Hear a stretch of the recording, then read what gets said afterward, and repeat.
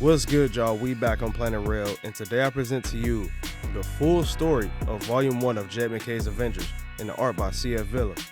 Also, make sure y'all hit that like and subscribe button, and hit that bell so y'all can get all the notifications. And let me know y'all thoughts about this story in the comments. We can talk about it. But now, let's get into the story.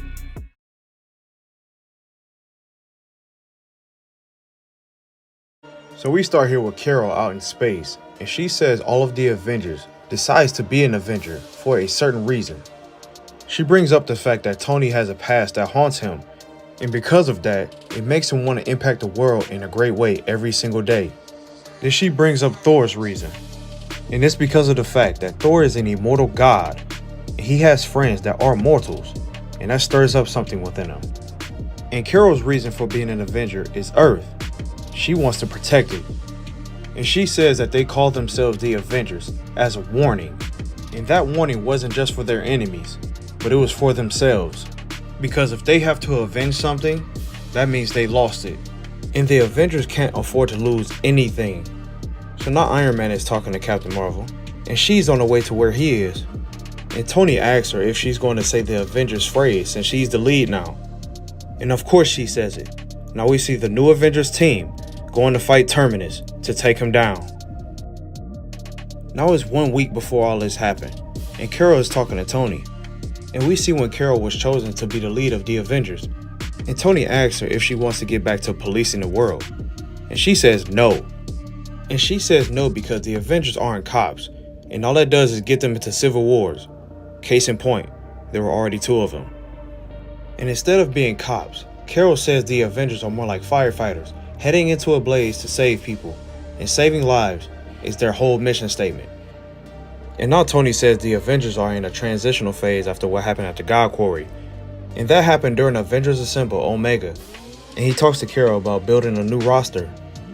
And she chooses Tony as her first pick for the new team, and she chose Tony because she goes to him for Avengers business. And despite their differences, they stick together and they fight as Avengers. And now we see back in the battlefield, they're fighting Terminus. And he regrows after every time he's defeated. And Terminus is after energy and power. And power is Carol's second pick. And as we continue the recruitment of the new team, and now it's 6 days ago, and she's in Asgard, recruiting Thor. And she asks Thor, is he in on joining the team? And he says that he was never out. And she says that Thor used to be a lot of fun, but he has been through a lot lately, and that has changed him greatly. And she asks Thor, does their mortal lives stir something up within him since he's immortal? And he stays silent for a second, then he says yes. And she knew that would be the answer, and now she thinks about how she has to lead a god now. And now we see Thor and Carol fighting against Terminus, and Thor talking his trash. He said that Terminus ain't gonna be the only giant he defeats today. And now Carol tells Terminus to stand down or get put down. And I ain't gonna lie, after I read that, I'm like... And she says her and Thor are the nice ones, and that you do not want to bring out the most dangerous man alive. And now it's 6 days ago, and Carol finds T'Challa. And Carol brings up how T'Challa has sleeper cells that were assassins and kill switches that could take down members of the Avengers. And T'Challa didn't want to be found. And he asked Carol, did she want to find him because of his bad decisions in the past? And she says no, because T'Challa is a good man of judgment. And she sums up that his past actions have been wrong, and it cost him a lot. And T'Challa is no longer king of Wakanda, nor does he have the title of the Black Panther. And Carol says that he wanted to be found, just to be told, to come be an Avenger again. And through their differences in the past, she still wants him on the team, and that he'd never stop being an Avenger. And now we see these people running from these robots, and T'Challa comes swooping in real fast, destroying the robots. Now T'Challa is talking to the engineers that are there, and he says he needs the most senior engineer to come with him. And she says she's afraid, and he says he understands her fears because he is afflicted with fears himself. And he asks her, what would they say when you are asked to be an Avenger? And T'Challa tells her that he was once a king, and to be an Avenger is one of the finest callings that you can have. And that was 5 days ago, and it's both of the Captain Americas here, Sam Wilson and Steve Rogers. And Captain Marvel is there, and she asks Sam if he wants to join her team. And she tells him that she already recruited Thor, Tony, and T'Challa. And he's pissed about T'Challa, because they already got some beef. And they fought each other during Captain America Symbol of Truth, issue 5. And they had it out for each other, like they was out there working. And Carol says that she has herself an alien hybrid, a god, a former king, and a super genius. And now she needs a Captain America. And she needs a normal person like Sam because he keeps a grounded perspective. And Carol asks him, can they count on his shield? And now we see him out in the battlefield. And the birds there are feeling something heavy changing within the electromagnetic field. Then Sam looks up and he sees Thor flying over his head. And Terminus is not backing down because he managed to put Thor in orbit. And now Sam goes to help T'Challa. And T'Challa calls him Falcon. And Sam is like, look bro, I know we still got beef, but you're an Avenger. And the name is Captain America. Now it's 4 days ago at the North Pole, and Carol goes to talk with Vision. And Vision brings up Judgment Day and how it affected everybody. And Carol says she remembers hers, and hers took place during Captain Marvel, issue 42. And Carol was judged by Marvel. So now Vision asks Carol to ask him about his judgment. And she asks, and he pauses, is silent. Then he says he didn't have one. And Carol says a lot of people didn't have a judgment or they didn't know it was happening. And Vision is curious if he's just looked at as a machine that is unfit for judgment. And Carol asks Vision a question, and she asks him, when have you ever cared what gods think? And she says that he met his creator, and he did in issue 57 of Avengers, and he defeated his creator, who was Ultron. And Carol doesn't want him to prove himself again, because he already has, and that's why she wants him on the team. And now we see Vision carrying Thor, returning to the battlefield. Then he tells everyone to clear the area. Then he shoots a beam at Terminus. Then Terminus talks about a convergence coming, and I just wonder what that is. And now Tony calls out to Black Panther, and he wondering what's going on. And T'Challa tells him that they have an artificial black hole reactor. Now when I saw this, I'm like, what do they need that for?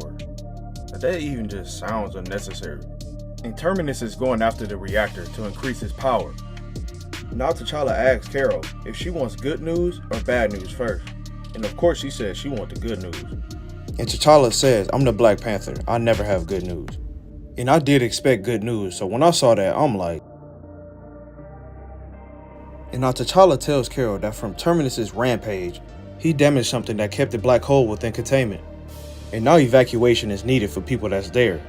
And now they need someone who can do the impossible. And now we go back 3 days and Carol is talking to Wanda. And Wanda already knows what she's going to ask, so she says the answer is yes.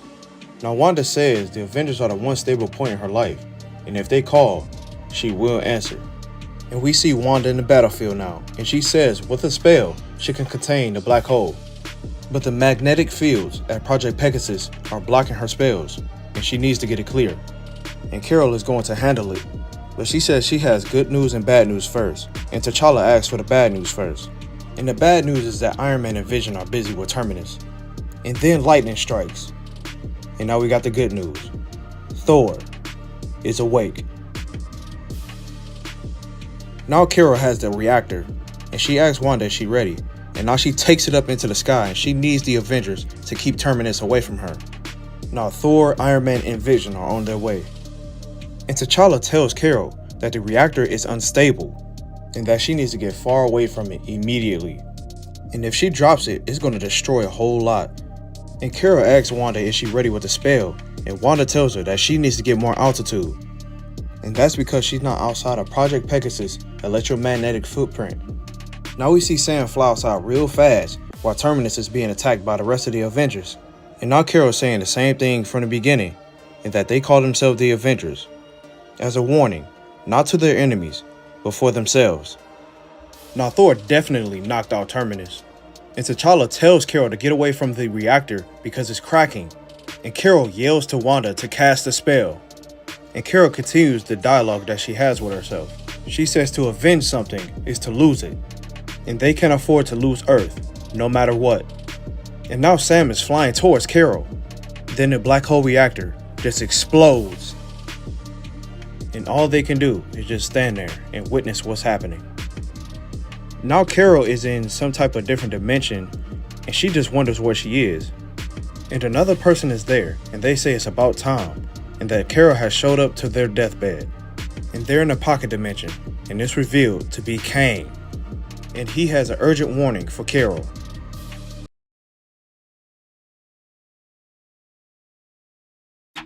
So we start here with the Avengers trying to get Carol out of the black hole.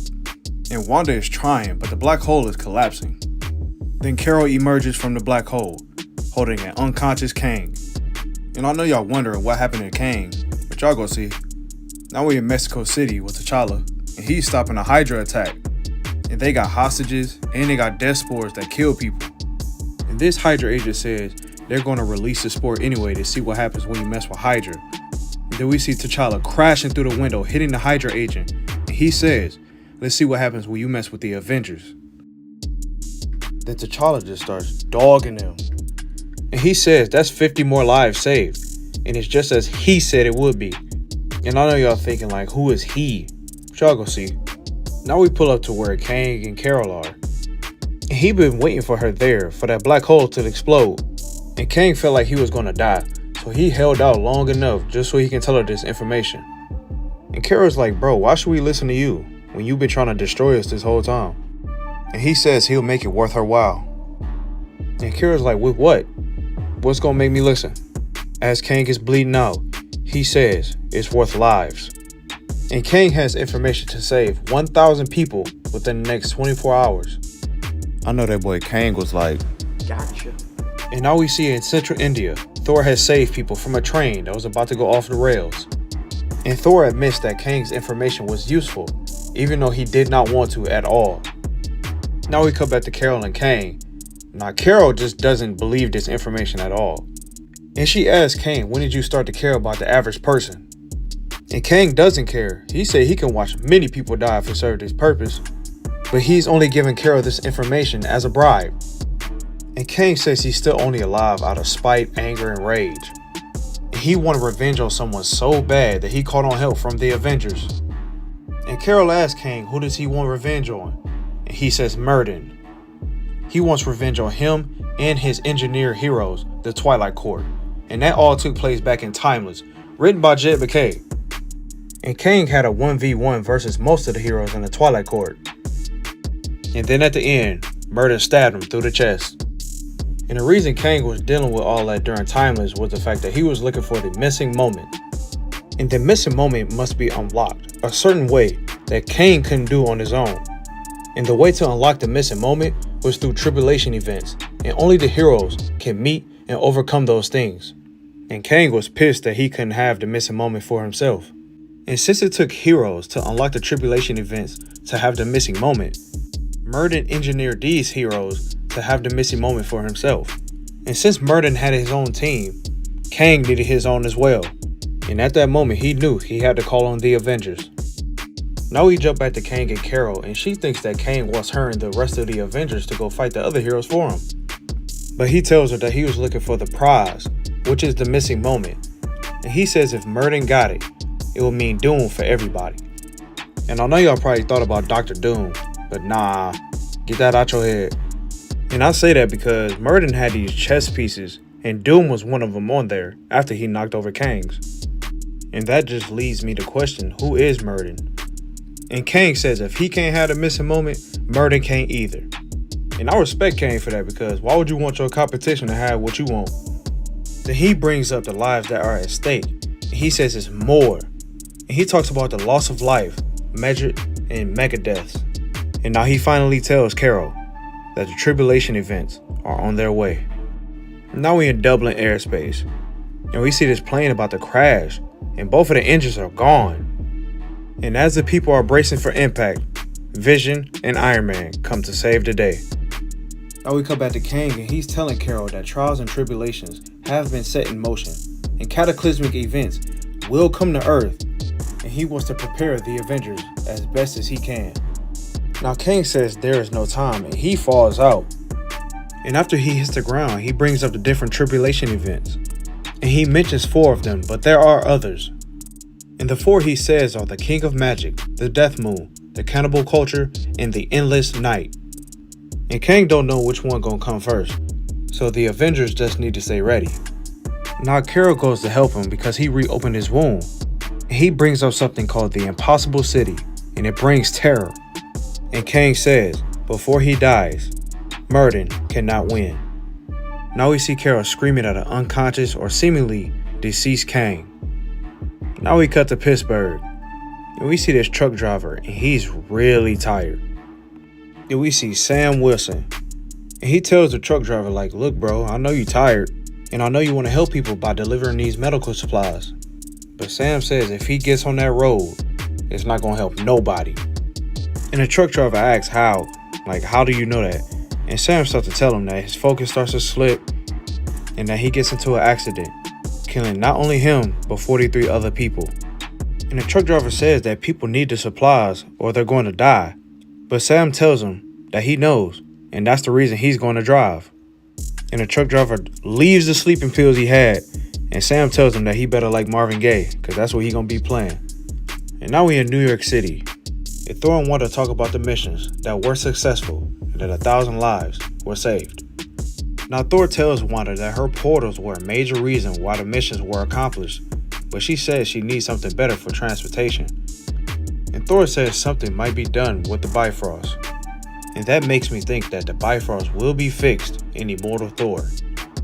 And now we cut to Carol, who's been coordinating the missions. And whenever she can, she looks at the monitor to see if there is any changes in Kane's condition. And Carol just sits and waits to see if Kang is going to wake up.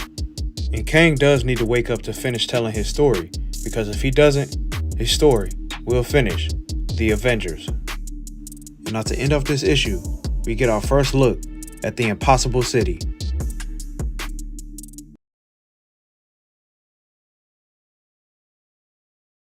So we start here out in Earth's orbit, and we see the Impossible City. And the Impossible City turns out to be an evil lair. And we see that people are talking on the inside of the Impossible City, and they see that Earth is filled with greatness, and they want to find new ways to destroy it. And now we get our first look at the new villains of the Avengers, the Action Combine. And the Action Combine are interdimensional city slayers. Now we have Vatican City, and we see our first member of the Action Combine. And her name is Idol Alabaster, and she feeds and gains power off of people's worship. Now I ain't gonna lie, she made me think of the one angel out the Bible. Now we're in Toronto, Canada, and we see the City Smith, the second member of the Action Combine. And the City Smith is an artist, and he sees cities that he likes, and he takes them and changes them into what he wants them to be. And now we cut to the Philippines, and we see our third member of the Action Combine. And his name is Lord Anu, or possibly pronounced Lord Anui. And he goes after cities that don't sleep. Like take for example a Miami, a New York, Los Angeles, cities like those. And then he literally puts the people there to sleep. Now we cut to Sydney, Australia, and we see the fourth member of the Action Combine. And his name is The Dead. And he seeks out the quiet, and he gives the actual dead people a chance of revenge on those who've forgotten about them. And now we cut to Helsinki, Finland. And now we see the fifth member of the Action Combine, and I assume she's the leader. And her name is Meridian Diadem. And she imprisons the thinkers and the intelligent. And no cap, that sounds similar to Brainiac. And now we in New York City with the Avengers. And Carol is ready to handle business. And she tells everybody to pick a destination. But T'Challa is like, hey, hold up real quick. And he tells him like, bro, we don't know nothing about what we about to go against. Then Sam says people are dying out there. And that is a way to get urgency. But T'Challa says that he knows. But more people will die, including themselves, if they don't win. And T'Challa says that he's not afraid of dying. And I firmly believe that. But the only thing he's afraid of is losing.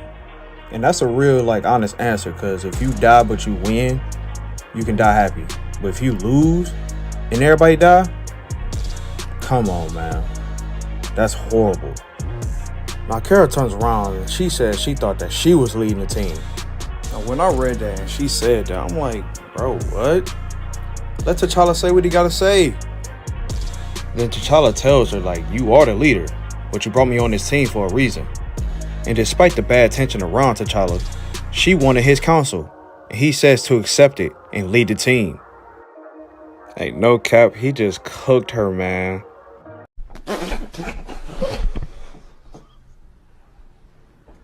And she just gave him this look, and she know he right. And then she tells everybody what they need to do. Tony has to get the data. Vision needs to process the information to get the immediate threat evaluation. And Thor and Wanda are going to put everybody where they need to be. And Carol says they got 5 bogeys, 5 villains, in their clubhouse, the Impossible City out in space. And I ain't gonna lie, she was hollering with that, bro. That made me laugh. Now Tony is looking in the archive and he sees nothing from shield, sword, armor, or anything like that. Now Vision tells them the type of attacks that are happening and where they are. In the Philippines, there was an entropic attack. In Finland, there were people being taken as prisoner. Then in Toronto, there was a metrokinetic attack. And in Vatican City, a high-level psi event. And over in Sydney, there were ghosts. Now last but not least, the base of operations that is in low orbit, the Impossible City. So now they know what they're dealing with. And T'Challa tells Carol to call the play. And T'Challa was talking his stuff. He said with the little information they were told, that a small blade can kill. And now Carol assembles the Avengers, and she tells them to hit them hard and put them down fast. And now we cut back to Vatican City, and Idol Alabaster is making people worship her. And then an Asgardian voice asks, "Is this a god I see before me?" And we all know who this is. And Thor says he knows the way of gods, and worship is only brought with blessings or threats, and not robbed by psychic tricks. Then Idol Alabaster tells Thor to worship her. And I know Thor was like, yeah, alright, buddy. And Thor asks, is it blessings or threats? And he dismisses them both. And now we see the Citysmith in Toronto changing up and making the city what he wants it to be. And he's destroying the city while he's doing it, of course. And now Iron Man pulls up and he criticizes what the Citysmith is doing. Then the Citysmith tells Iron Man to show himself since he's a critic. And out of thin air, Iron Man does show himself. And he says everybody here on Earth is a critic. Now we back to Sydney, and the dead is causing a lot of destruction. And with the unquiet dead, there is fear and a whole lot of pain. And Scarlet Witch pulls up, and she says she's not a stranger to pain or ghost. And she's looking at the undead and says they're not strangers to those, but they let both pain and ghost master them. Then Wanda says she's mastered both her pain and her ghost, and much worse. And she's not gonna let them hurt nobody else. And now we back in Finland. And Meridian calls all the people there criminals, and that they need correction. Then Vision pulls up and asks her what crime do they need correction from. And Meridian says, any crime. She says it's ingrained into our natural being, and that if we haven't even committed a crime, then we will. And she says she corrects all of them, and they become her children. And on the talks of children, Vision says that he's a parent, and what Meridian says offends Vision to the very core of his being. Now we come back to the Philippines with Lord Anu, and he says he reigns alone in his kingdom of sleep, and that he might feel something when his sleepers begin to die, but he never does, and he says this time might be different. And it might be different because Captain Marvel is there. And she says this time will be different because now you have met the Avengers. And now we're at the Impossible City. And Sam and T'Challa are there. And the Impossible City is actually talking. And the Impossible City says the Action Combine pursues their obsessions. And that warriors, aka the Avengers, fight against them. And the Impossible City says that he's seen it over and over again. And that they have had a name before. But now they are called the Impossible City. And I'm curious to know what their name was before. And that made me have some theories. Now for the first time in a very long time, the Impossible City has visitors.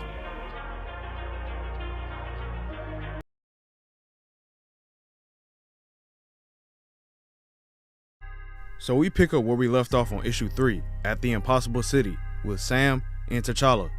And Sam has been flying through the Impossible City to see if anybody was alive there. And the Impossible City says, it's been a long time since there were heroes flying through my streets. And the city talks about the Action Combine and how they've met other heroes and deleted them. And the Action Combine will take those heroes' suits and hang them up throughout the city as trophies. And the Action Combine have been moving like predators, going after their prey and sowing terror.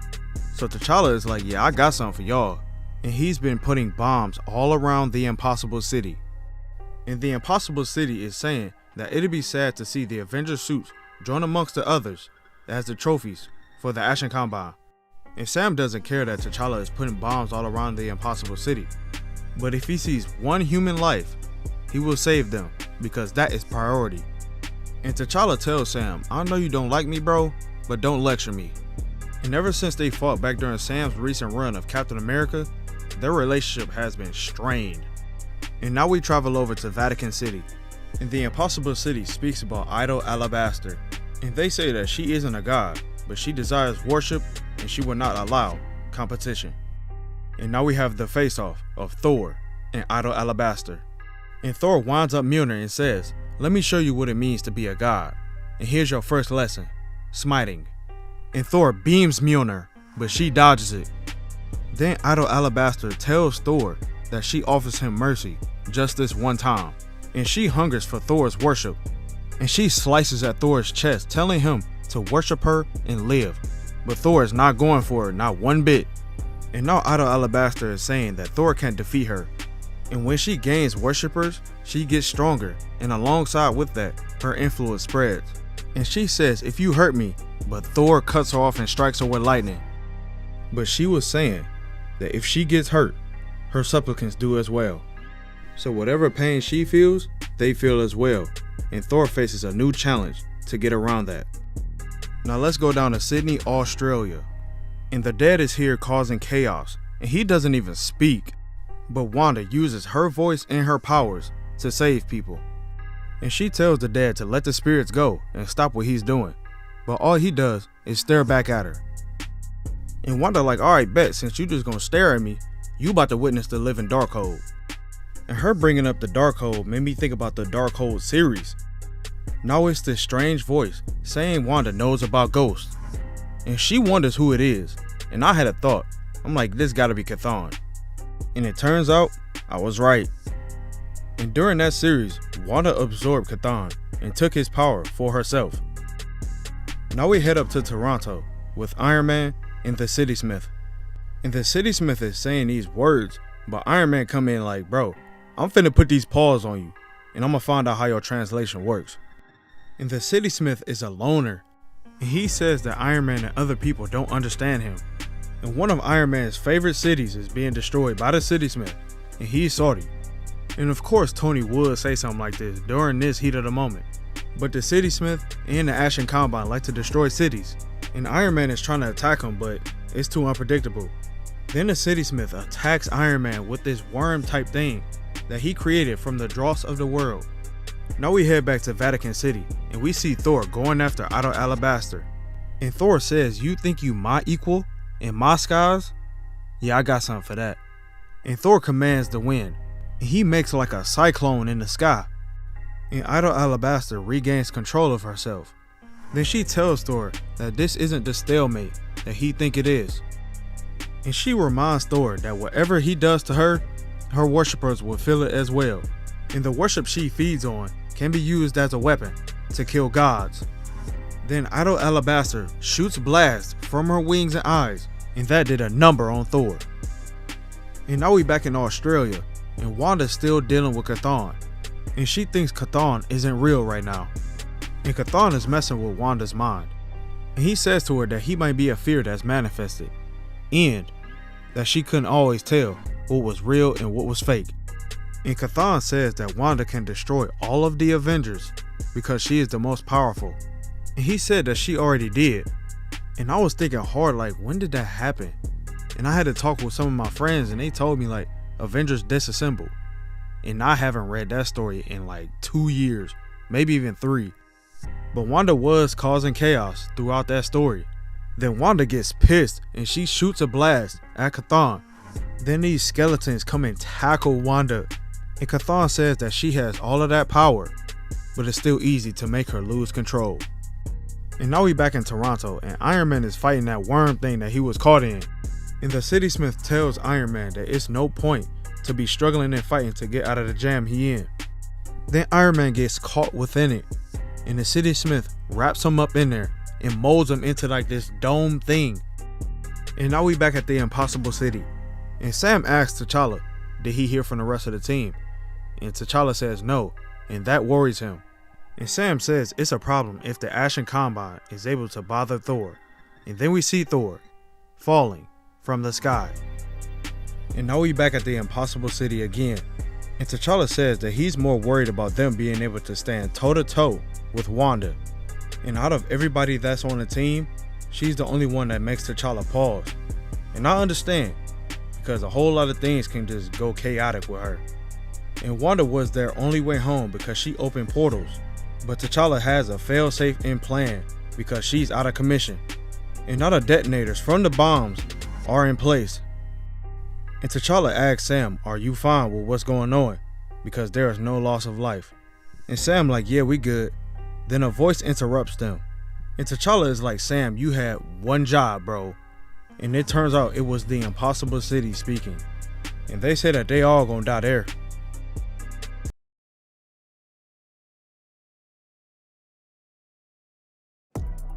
So we start here in the same spot where we ended in episode 4. The Impossible City says that them, Sam, and T'Challa are going to die there. And Sam just now realizes that this is the Impossible City talking to him. Now the Impossible City calls Sam and T'Challa and the rest of the Avengers brave for going up against the Ashen Combine. And that's because the Ashen Combine are very good at killing cities, and they live to do that. Now we head down to Helsinki, Finland. That's where Vision is up against Meridian Diadem's army. And Vision basically tells her that these creatures is no competition. Like she got them going against Vision, but Vision just gonna get them up through. Then Meridian gonna say it don't matter if they a match or not. And she says those creatures would die for her if she wanted it. 1, 2, 3, we don't give a fuck about none of that! Then she asks Vision, does he see how much devotion that is? But the only thing he sees is slavery. And that's what Vision was originally created to be, but he refuses that. And he disapproves Meridian making more people into slaves. Now she's just talking high of her power, saying that if she incarcerated everybody in the area, that will only make up a fraction of her army that she commands. Then Vision goes to ask her, where is your army then? Cause I got your people laying in a horizontal position. And this dude Vision is talking his talk right now. He basically said, I just put your people down, so what you finna do? Now Meridian is telling him like, you must not know what I am. Then she says she's their mother. And now she transforms into this thing. I don't know what she is, but I don't know. Now we back at the Impossible City. And the Impossible City is showing Sam and T'Challa projections of the Avengers and the Ashen Combine fighting each other. And the Impossible City is talking highly of the Ashen Combine's powers and says that they are unstoppable. Now T'Challa asks the Impossible City, are you unstoppable? And he asks that because he has bombs all over the Impossible City and that they'll destroy the city when they detonate. But the Impossible City says, nah, they won't. That's because the Impossible City is constructed in a certain way. And if the bombs go off, 72% will still be remaining infunctional. Now Sam realizes that the Impossible City doesn't want to kill them and they can't kill the Impossible City. But now a question is raised. Why did the Impossible City say that they are all going to die there? Like that is a crazy thing to say. But the Impossible City says that it's just something unfortunate.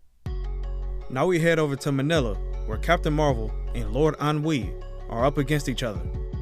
And he says that Captain Marvel is not as boring as everybody else. But Carol is like, bro, is you gonna throw hands or what? And this man says he doesn't fight. So I'm like, bro, what you on then? What type of time you on then? So now Carol goes to attack him, and Ennui says he doesn't believe in fighting. Then he knocks Carol to the ground, and he says he'd rather let things take their own course. And that just makes me think like, bro, what is the point of you even doing all this then? But entropy is the only truth, he says, and that he speeds up the process of everything gradually declining, like speed slowing down, human flesh withering away. And that's just crazy because it's like, what's the point of you even doing that? But now we know what he lives for. And Carol threw a car at him, and he stops it. Then Ennui says he's a void, and that his entropic powers draw into everything from human life to molecular bonds. Like that's crazy, bruh. And throughout all of his time being evil, he has never been satisfied. Now we head back up to the Impossible City, and we're getting more backstory of the Impossible City. So the city says that they don't want to participate in what the Ashen Combine are doing. Then they tell the backstory to Sam and T'Challa that they were created by heroes, and they had another name, but the Ashen Combine defeated those heroes and changed everything about the Impossible City. The Ashen Combine made the Impossible City an accessory and a slave. And the city is really in pain. And they say that if they had eyes, they would have tears that would fill the ocean, and if they had hands, they would tear their own face off. Then the city asks a question: what would be the ethical choice if you were forced to take the lives of millions of people? But also, you see T'Challa with his Kimoyo bees, and they are locked on the superstructure of the Impossible City. Then Sam tells the city that they are on the same side, like we all want to stop the Combine, bro. Now the city starts yelling at him, telling him that he wants to, but the Ashen Combine turned the city into something that can't oppose them. And now we back in Finland, and Meridian Diadem is gathering various types of soldiers to fight against Vision. And she brings them to the battlefield through a portal she made by herself. Like, bro, that's some next level fast travel, dog. And they just start jumping Vision. And Meridian asks Vision, do you see how they love me and love control? Then she says organic life is chaos and it demands strong correction. And Vision is like, bro, who created you? Like, you is just a monster, dog. Then he gets attacked by these snake tendril things that sneak up on him. Now Meridian says she's taking her soldiers, that she calls her children, from many worlds in her armory. Like, she just be stealing, bro. Now she tells Vision that density manipulation is nothing new to her, and she's going to use that power to change Vision into some type of monster. Now we're back in the Philippines with Captain Marvel, and she's rescuing people and taking them to safety. And she calls out to the Avengers for help, but no one answers. And that's because everybody else is up against a member of the Ashen Combine. Now when she gets back to get more people, Lord Ennui is sitting right there. And he talking about the beauty of the city and why he chose it. And he tells Carol that she's one of the most interesting beings that he has come across because she's evacuating people one by one. Then Carol is like, I can't even do nothing to hurt you, so what do you want? But nobody has ever asked Lord Ennui that question. But his answer to that question is just the fact that he wants to feel something. Ennui says that he is numb and everything bores him. And the only thing that matters to him right now is turning everything that can feel into silent monuments. This dude wants other people to be like him because his life just sucks and is boring. Misery loves company. Then he says his want to feel something is just as possible as her evacuating everybody out the city. And he says that everything that she's doing is pointless and all she's gonna do is see his atrocities. But he enjoys her company. Now we back to the Impossible City, and they repeat the question they asked earlier.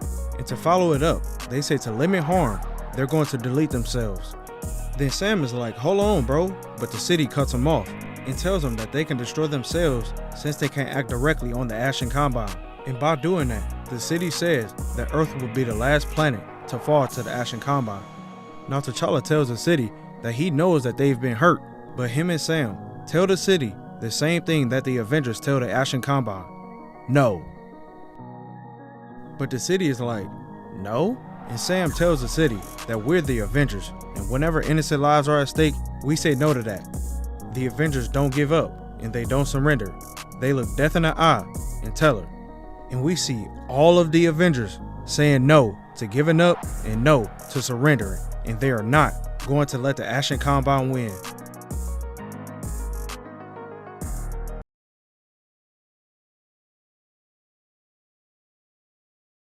Now I ain't giving up either. Let's go straight into chapter 6. It's comeback season.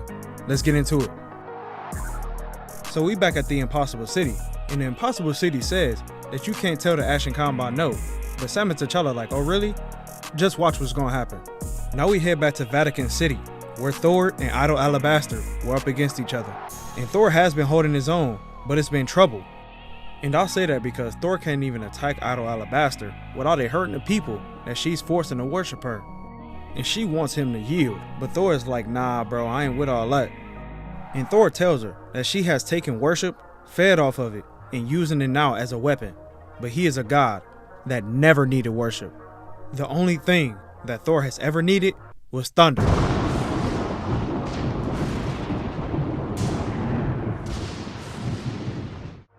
And now we back up in Toronto, and the City Smith is talking about Tony's hand hanging out that little ball thing he was caught in. And that was back in episode 4. Go check that out if you haven't. But this dude, the City Smith, gonna say Tony's hand is leaving a nice touch. Man, shut up. Now Tony is about to use density shifting with his suit, but his AI is telling him it's in an early prototype stage. But of course, knowing Tony, he don't care about all that. He only needs this mode in his suit to use one time. Then he starts breaking out the construct he was in. And as soon as he breaks out, he steals on the City Smith. He tells him like, bro, you had me beat, but nah, you just couldn't stay away from me. Now look what it got you. But now let's head over to Sydney, where Scarlet Witch is. And she tells the dead that it's going to take more than bringing the screaming dead and haunting her with her own ghost to defeat her.